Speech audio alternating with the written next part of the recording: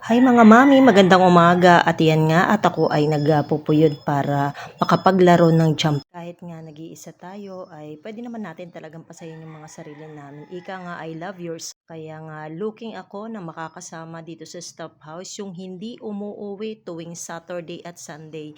Yung mga overstayin sa ibang branch na talagang ma-enjoy ko ang mas. O di baga, hingal na hingal ako at tumataba na nga ang inyong mami. Si Mami D. Minsan parang nalulunod ako sa lungkot sa tuwing pinipilit kong ipikit ang mga mata ko sa gabi. Sobrang miserable ang pakaramdam ko kahit lagi kong ginagawa ang lahat para pasayihin ang sarili ko.